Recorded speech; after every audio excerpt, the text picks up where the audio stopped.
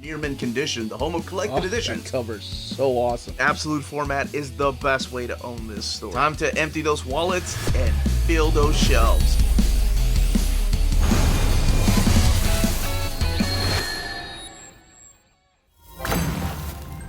Hey, all you Minties! Uncanny Omar here from Near Mint Condition, the home of collected editions. And join me today for my not monthly. This is actually March and April haul of 2024. So, stay tuned.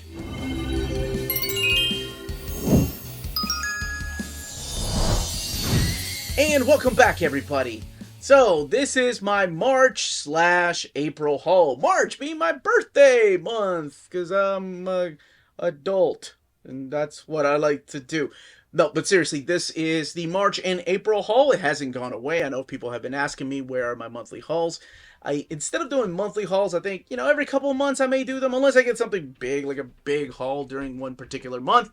But here we have, this is what I got for the months of March and April. Some of these are birthday gifts, and some of these were sent to me a couple of months ago. But here we go.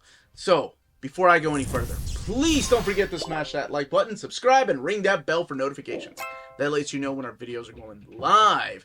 And I know this video, the haul videos that I've been doing for years now, are some of the reason that some of you are still here with me. Or this might be your first video you're watching on the channel. Well, awesome. You'll be waiting a couple of months for another haul. All right, let's go ahead and get started. Alright, very first thing I want to look at is the birthday book my wife got me. She knows my favorite artist of all time is Marc Silvestri, and she bought me The Art of Marc Silvestri from Top Cow. So this is a big, beautiful book. It's a hardcover. It's got glossy paper stock. It is sewn binding. You have Top Cow, Marvel, DC, Dynamic Forces, and Image. And then you have Top Cow Part 2 plus commissions. I love when artists share their commissions with us. And just beautiful characters that he himself has created or created with others. Then there's also the other publishers' creations through here. So that's really cool that there's Marvel and there's DC stuff in here. But a lot of it is his stuff. This is the Fantastic Four, which actually they used as a variant cover. My favorite cover of all time for Uncanny X-Men 251. Oh, it's beautiful right there. And then you have the Darkness and the Hulk. The Deadly Genesis cover, so some of them are done in pencils. Love their pencil stuff. Look at that Batman. Absolutely stunning. And then more of the Top Cow stuff and Dynamic Forces. And then cover sketches. And then there's commissions too. I love the fact that they added some commissions back here. Is that Amidala? Yeah, that is Amidala. But it is a beautiful book. It's big and oversized. Next up is my buddy Ben went to a comic convention and got me this right here. And this is a Silver Surfer Rebirth Volume 1, but it is signed by Ron Marz. So that was really sweet. I wasn't expecting that. Josh Greathouse, friend of the channel, for my birthday, sent me these two books. I know it's not a manga haul, so this will be more on the manga haul. Whoa, Josh, a little risque there. Square Enix, oh, rated mature. Of course, Josh. But this is My Dress Up Darling. I gotta be careful when showing some of the stuff in here, because you all know how YouTube is. But anyway, My Dress Up Darling, I promise I will read it. It is on my pile to read. And then The Unstoppable Bar got me Grimm Volumes 1, 2, and 3 for my birthday. This is from Boom Studios by Stephanie Phillips and Flaviano doing the artwork here. And Rico Renzi doing the colors. This is another one that's in my... Gosh, I'm so behind on my to-read pile. And it's mainly to read stuff that I want to read for fun, because I have to do reading for a lot of the videos that are coming up. And I think she said she wants to do an old reader, new reader, which we do on Tuesdays, every Tuesday at 8 p.m. Eastern Standard Time on this particular book. So it is definitely something that I have to read. And there are 3 volumes. I think she told me that wraps up the series. I believe she said there's a deluxe edition coming out later this year from Boom Studios. And gosh, the artwork is beautiful. But she's been wanting me to read this for a while. She's also the one that got me the Poison Ivy books, which I've already done an overview of. And that's been one of my favorite reads this year. Animal Pound. Now, my buddy Chris A knows I don't collect single issues. But he was like, this is so good, you gotta check it out. I love Peter Gross ever since he was doing Lucifer with Mike Carey, and this is published by Boom Studios. Now, he did tell me, he warned me ahead of time, that this will break my heart. You're talking about an Animal Pound. It's not available in a trade paperback. It's written by Tom King, and Tamra Bonvillain is, I believe, the colorist on the book. Yeah, colored by Tamra Bonvillain, and then lettering by Clayton Cowles. So, thanks for breaking my heart, buddy. But no, seriously, thank you. This is so cool. Now, some of you all know that I went to C2E2. We had a panel there, and I love when people come up to me and they're like, man, I love your stuff, Omar. Thank you so much for letting me know about this book. And it's really cool when a creator recognizes me and they're like, hey, you're the guy that talks about collected editions. And this is Derek Kirk Kim, and he gave me his very last copy of The Last Mermaid, who he was completely sold out of at the show, and that's what I want to see. And I kept this little sticker right here. But I told him I cannot wait for the collection of this because it's been on my radar. I've seen many of the covers, and it looks absolutely stunning. But this is a book that is published by Image Comics. And I know as I was flipping through here, like, well, is there any dialogue? There is dialogue. It just doesn't start until a little bit later. And it's one that I really want to go into completely blind. Other than this little cover that I've seen, I have no idea what it's about. But that is really cool. That it's beautiful, like beautifully drawn too. Like, I guess drawn is not the right word, but it is the story and art all by Derek Kirk Kim. And I love when creators are able to publish their own stuff, and now being published by Image Comics. And I cannot wait to see this completed. It is beautiful. While at C2E2, I did get a little bit of time on Sunday to shop for myself, and this is The Mushroom Knight Volume 1 by Oliver Bly. I've been waiting for this book. This is from Mad Cave Studios, and they were set up there, and I'm like, oh, been wanting to check that out. And the artwork and the colors, just, it looks so amazing. It looks like the flats were done by Ana Marie Navaja. And it's an oversized book. I don't know how many there are going to be. I don't know about a collected edition, but honestly, it does feel like it's already a collected edition. But the artwork in here is so stunning. Look at this. This is beautiful. As soon as I saw that it was solicited, I was like, okay, that looks really cool and up my alley. So yes, from time to time I do get single issues. As a matter of fact, I've wrapped up one of my series I've been collecting in single issues, but I don't know if it's fair to say single issues. And that is Akira. I finally found the 3 missing volumes, and if you're not familiar with this Akira, this is the Epic Akira by Marvel Comics. And the cool thing about this is not that it's in left to right format, but it is that the colors, look at that. Supervised by Katsuhiro Otomo himself, but these colors are just amazing.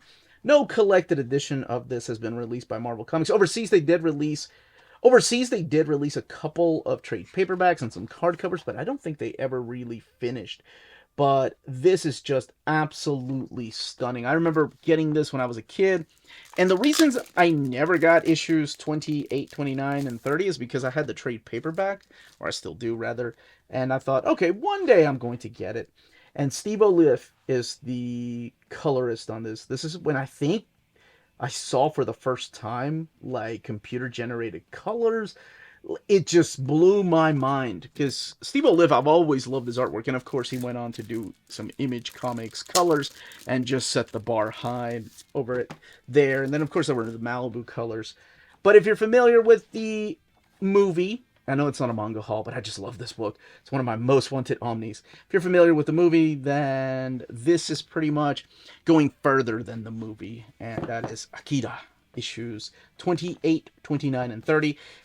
Later on, they did start having extras in the back, like pinups and stuff, but that doesn't happen until the last few volumes. Yes, I'm not a single issue guy. I'm not a variant cover guy, but when I saw David Nakayama there, and he had these beautiful covers, I was like, yeah. Go ahead. These are good. These are good. So I had to buy this. I don't even know what issues. The Fall of X? Is that what this is? Fall of House of X? Sure. Variant X-Men 33. Okay, that's what that is. And this is the chromium cover, and he signed both of them. Absolutely beautiful. And All I was doing was just saying hi and thanks for being on my channel, and then I ended up buying stuff. Marco, my buddy, sent me this. This is Mr. Lightbulbs. It's a little graphic novel, and this is published by Top Shelf, or no, this is Fantagraphics actually. And it is short, sweet, and in black and white. And it's this little mini graphic novel. I love little books like this. And this tells you a little bit about Bulb Boy and what it's about. And it's by Wojciech Wazowski. Yep, totally butchering that. I'm so sorry. I ended up getting the latest Carl Barks book. And this one's the one I think it came out in March. This is Duck Luck by Carl Barks. Continuing the ongoing collected editions of the Carl Barks Duck Library. Beautiful artwork. And if you're... They didn't do this before, but this will tell you what volume it is. Or no, they used to do it at the very front. They would tell you the volume. But this is volume 27. Like, I think if you look at the fine print. Yeah, right here. This is volume 27 of the complete Carl Barks library. But if you want to know what volumes are missing, in case you have like some of the box sets, all you have to do is go here in the back, and then you can see the complete library, which takes you from volume 5 all the way to 27. Almost there, everybody. We did it. And then other books right here, like the Jubilee edition, this is the Scrooge, Donald Duck, Bear Mountain Tales, Donald's Happy's Adventures right there, and then this beautiful piece. And this is, of course, published by Fantagraphics. No dust jacket. The art is on board. And during this time is when he's not really doing the long stories, but he's doing more of a, like, 2 or 3 pages kind of stories through this particular time in his life. And I haven't had a chance to read this one. Matter of fact, I haven't had a chance to read most of the books in here. Besides Delicates, because I already had that one in trade paperback format. But this is the latest version, or the latest library edition. Now, of course, these are available in box sets, but I've been getting them in this format since the beginning, so I'll stick to this. At C2E2, we met an amazing creator that we've met before at Baltimore Comic Con. That's Mike Maydak. I'm just a big fan of his prints that he was selling. Does these like cityscapes. I don't know. It just looks like something out of a dream. It looks surreal, and it looks so surreal, and I just fell in love with his artwork. My wife ended up buying a couple of prints from him, and I did too. And I was like, well, I gotta have this hanging up somewhere.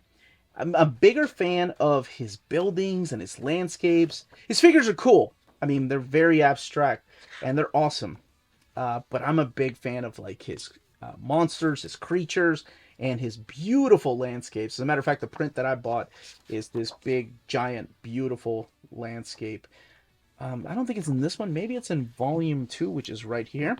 So you had both of these volumes available, which is like some of his work through here. Some Marvel stuff, like AIM and Okay, that's actually really cool. This is like a... I don't know, what would you call this? Landscape or this format right here? This vertical format. But it's not... Oh, this is a lot of Marvel and DC stuff. Which is cool. And I think a lot of people go to cons to see Marvel, DC, Star Wars. Like characters you know, right? When you go to Artist Alley. But I'm more into this kind of stuff. Like the landscapes, his own kind of creations. Which I think are beautiful. And, oh my gosh. Gotta cut a couple of these. Probably missed some. Oh, look at the detail on that. That's freaking gorgeous, man. And sports teams, but that's Maydak Volume 1 and 2. I think he sells them online, if I'm not mistaken. Let me double check. But he definitely sells them at every convention that he set up at. And you can just, let's see, Maydak.com. Maybe you can find them there. I'll put the link in the description of the video. I've done an overview already of the Nightwing Compendium. So if you want to go back and check that out, make sure you check out the channel. And I'll put the link above when I did that overview. So I mentioned Josh Greathouse a little bit earlier. He's a friend of the channel. We've had him on the show before. Bang Volume 1 was one of my favorite books that I read when it came out, and it was part of my Hidden Gems last year. This is finally Volume 2. Josh should never talk. He should just show his artwork, which is one of the things I said on the show. He needs a PR person is what I told him. So this is Bang, Bow to the Tiger Volume 2, which he is selling on his website, and I will be posting a link. This is the physical edition, but you can join his Patreon, and you can check out his artwork that he puts on there. But he is self-publishing this. He's printing it all himself. He's doing everything except for the editing. So I believe his editors are right here, including my wife, Melanie Valdivieso. So of course I have to promote this. I haven't had a chance to read this one. It's the size of a manga, which is why I love it. It's like a little compact sized book. But his artwork, oh my gosh, I would love to see this in a big edition, because his art really deserves it. I love the color tones that he uses for these characters and the landscapes and the world that he's building here. And then in the back, he did a little sketch. Thanks, Omar and NMC. That is wonderful. And then there's his other title, Unprofessional. But it's a short and sweet story, and it's, like I said, it's a compact-sized book. And at this moment, if you're enjoying the contents of this video, just want to remind you all to smash that like button, please. All right, let's keep going with the haul.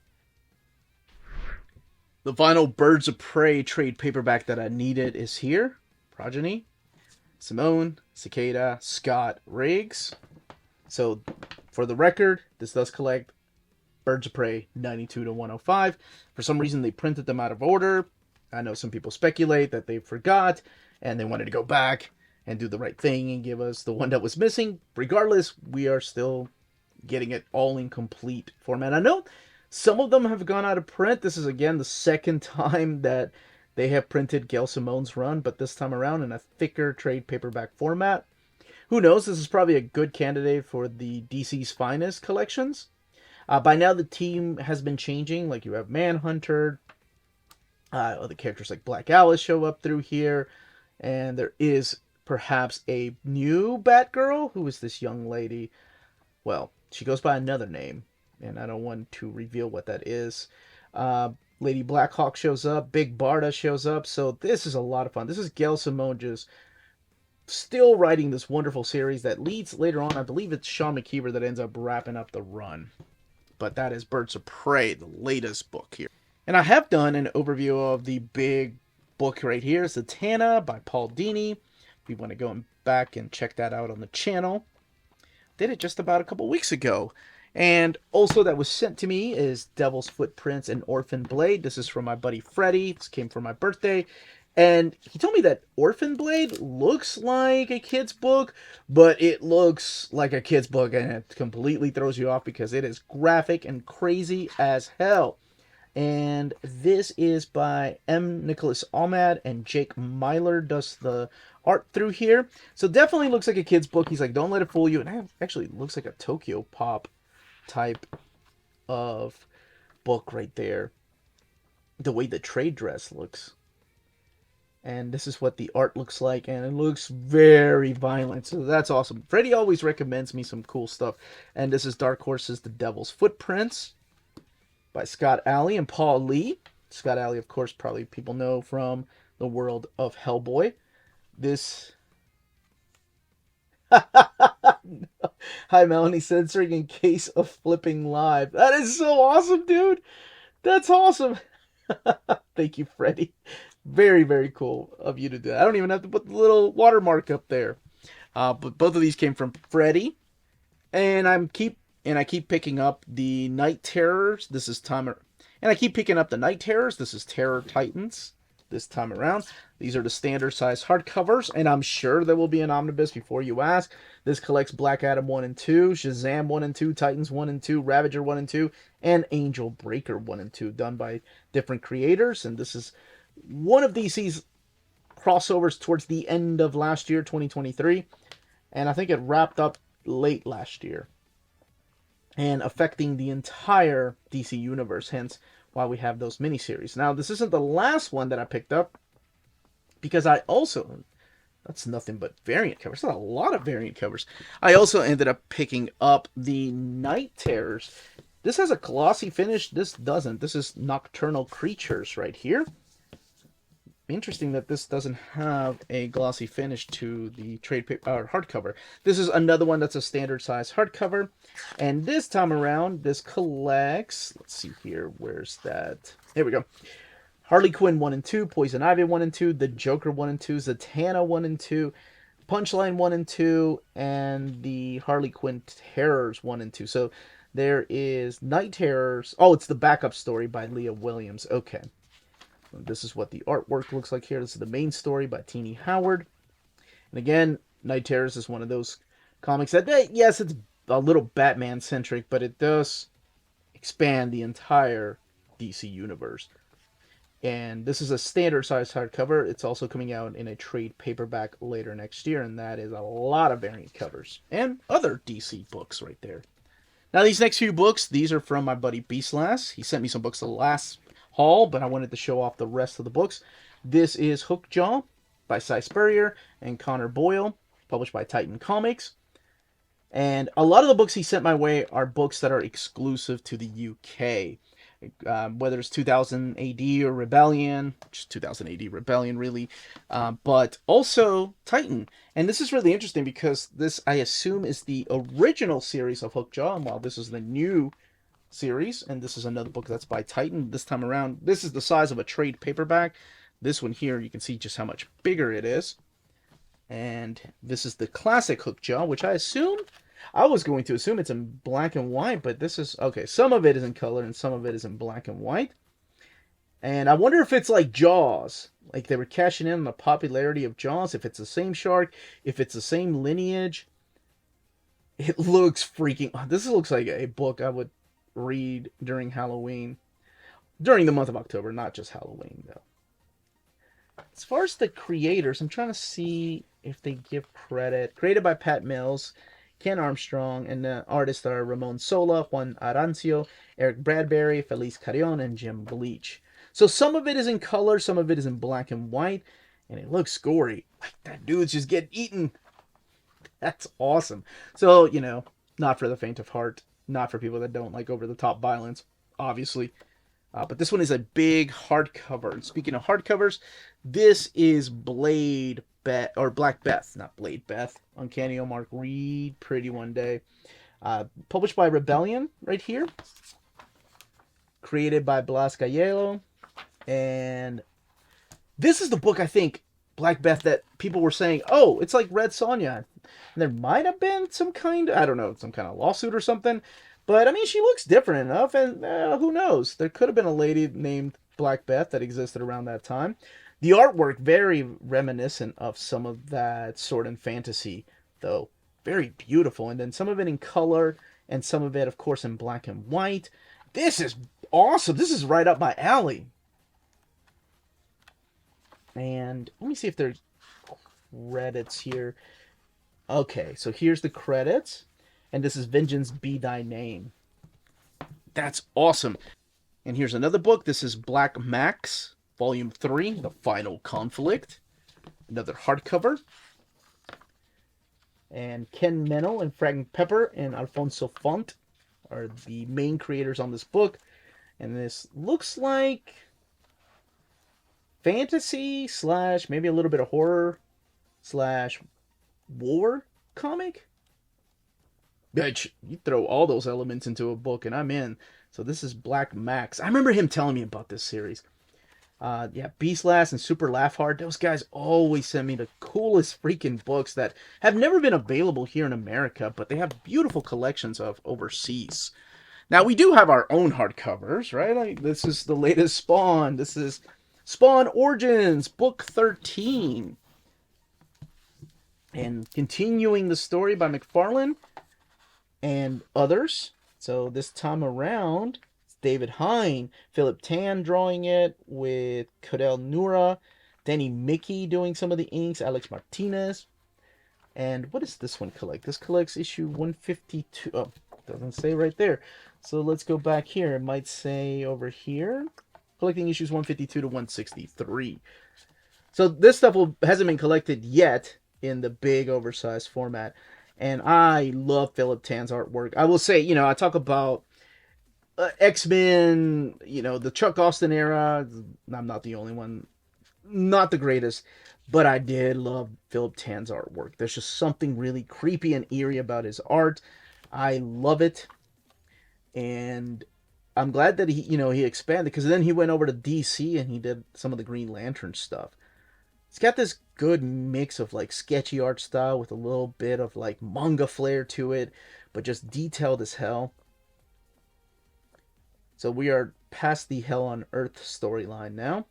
And I'm so glad that Todd McFarlane and group decided to continue these particular stories. Now, again, if you want to see a more thorough overview, by all means, please let me know in the comment section. Now, speaking of thorough overview, I've already done an overview of Justice League Dark Volume 2. Maybe last month? Yeah, it's been a while. Great series. If you watch my overview, you know how much I love this book. Alright, my buddy Bryant hooked me up with some missing Green Arrow books that I needed. Because I'm like, one day I'm going to be able to do a reading order. I have to do a reading order of Green Arrow. And I'm missing a lot of the New 52 stuff. So this is the New 52 Green Arrow era. Dan Jurgens, Anna Cinti, Jeff Lemire. And it's volumes 1 through 6. So I think I need 7, 8, and 9. And then I need some more Rebirth stuff. But he found them at his local comic book store for clearance. And I was like, yeah, man, I'll take them. Not my favorite era, but I also need these books for reading orders. And this ties a little, or it makes it on purpose, obviously, look more like the Arrow show than the way Ollie was in the comics. Because in the New 52, they took the time to actually revamp the character and give him a different origin, and still keeping some aspects of it, but changing him up a little bit. This is the Lemire era right here.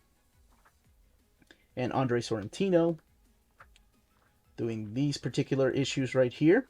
And Lemire and Sorrentino have been working together for such a long time now. They do independent stuff. They also did the Old Man Logan, but what is their... I cannot remember the name of their latest book that they worked on. And this right here was a horror comic from Image, of course. So that is the 6 volumes. I need 7, 8, and 9 now. And I also picked up Batman, Superman, World's Finest, Elementary, Mark Waid, and Dan Mora, continuing their run right here, and collecting World's Finest 12 through 17. So this is volume 3 of World's Finest. And it looks like it's more than just Dan Mora for the art during this time. Oh, they're crediting the inkers, of course, and Tamra Bonvillain. The colorist and letters by Steve Wands. If you haven't been reading this series, it's a lot of fun. It's great stuff. It's Mark Waid back to the basics of these two characters and making both of them shine equally. I've done an overview of the first one, so I don't know. I may wait for another book and do an overview of that. Another one of the hardcovers that came out is the Justice Society of America, The New Golden Age. Jeff Johns and Mikhail Janin, Jerry Ordway, Jordi Belair, just to name a few of the creators on here. But, I mean, whenever you got Justice Society of America and Jeff Johns, you were in for a treat. Now, I did start reading this one, and for some reason I stopped. Oh, because I had to read an omnibus. I think it might have been that Justice League Dark, the Rebirth era. But this is what Justice League, the new ongoing series is. I think it's on hiatus right now. There's been some delays with the latest issue. I don't know what's going on, but I really miss this era when they were just cranking out JSA stories. They were cranking out Flash and Green Lantern. And by they, I mainly mean Jeff Johns. He was just knocking it out of the park. But, oh, Jerry Ordway, no stranger to, of course, the characters of Justice Society of America. And that's Justice Society of America, The New Golden Age. Now, if you've been following my channel for a while, you know I love this creator, Paco Roca. This is Return to Eden. And it is a landscape book. It's his latest book. I believe this one is published by Fantagraphics. Just making sure. And I love just how wonderful of a creator he is. Bringing his art style, whether it's in color, whether it's in black and white. And this one is actually, I think, based on real events. I go into these stories completely blind just because I love Wrinkles and I love his Lighthouse.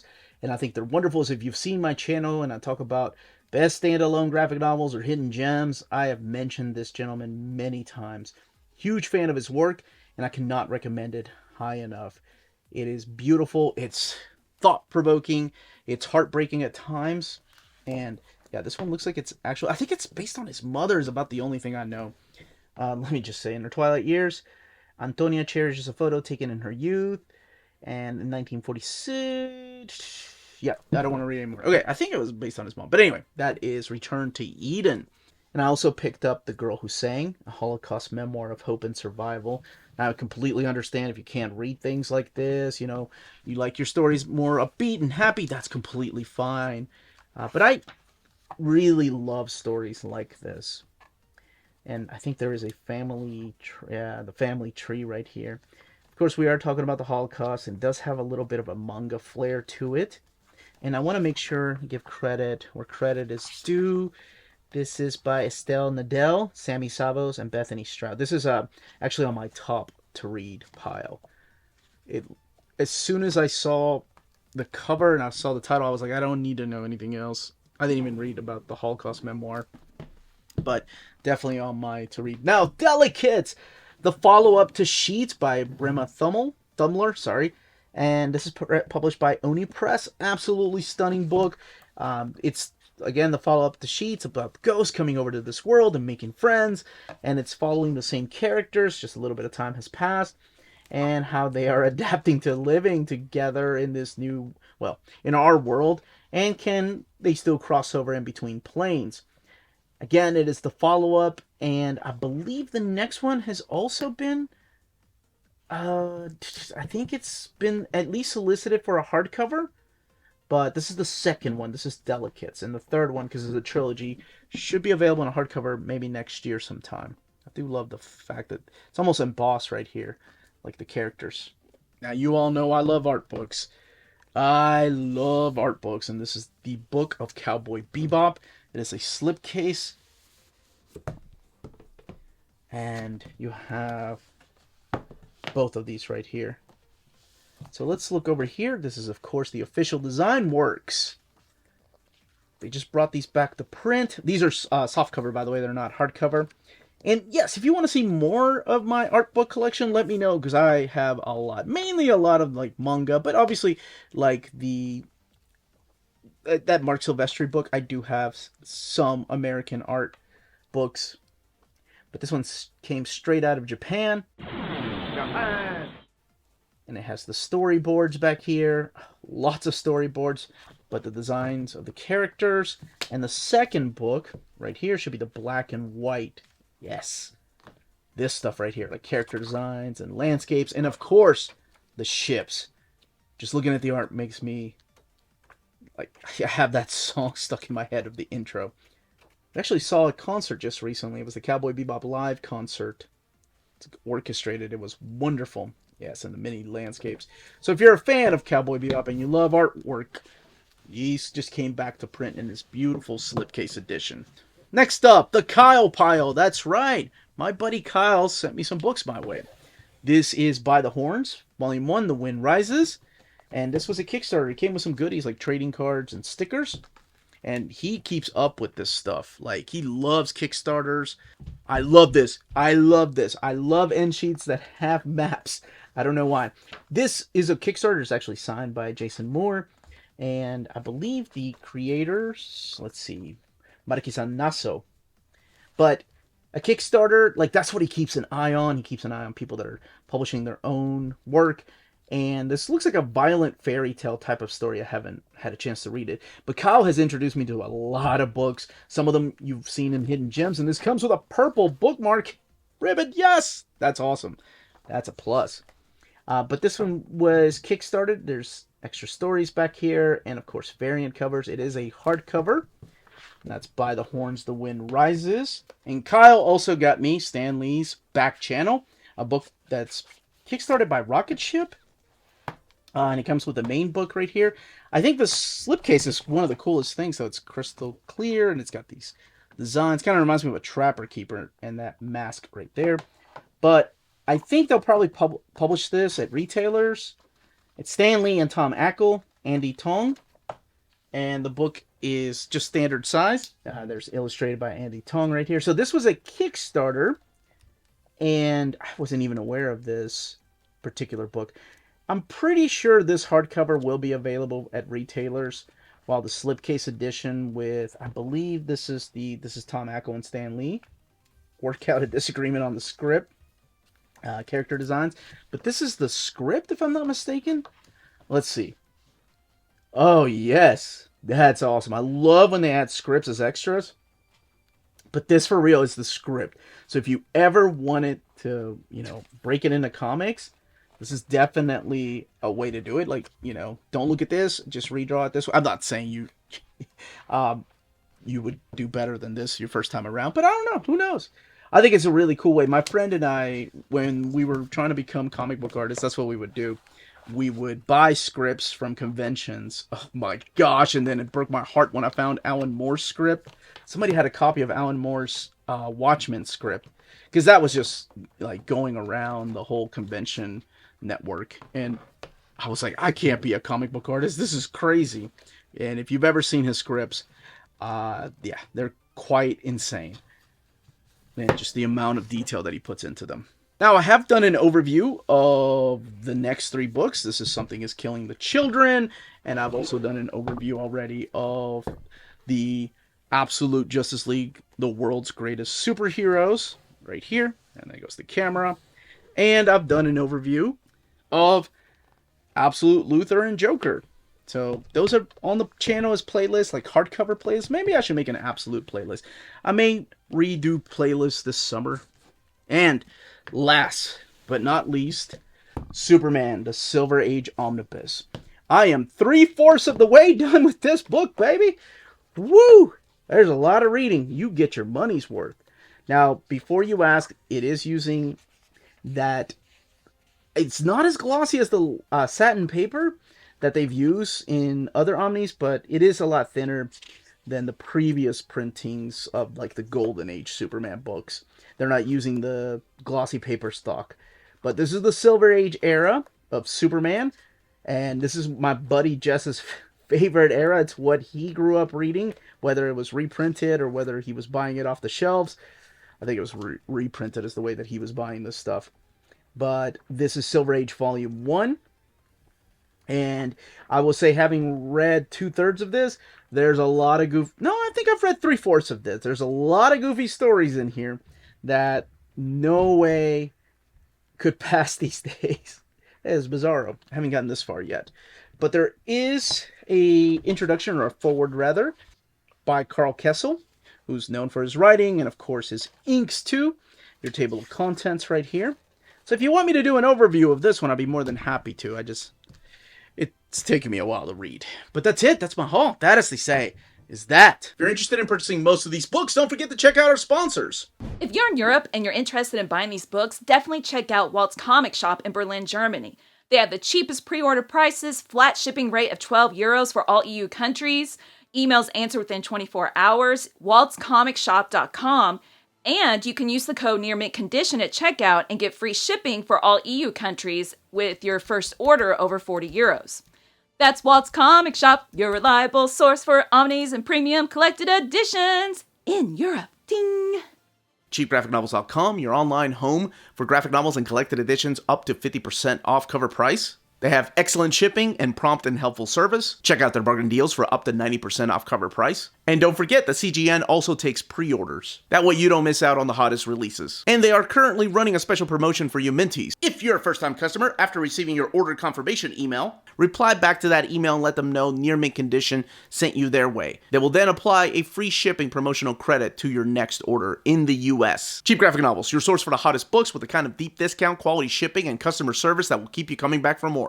And that was my haul for the months of March, my birthday month, and April of 2024.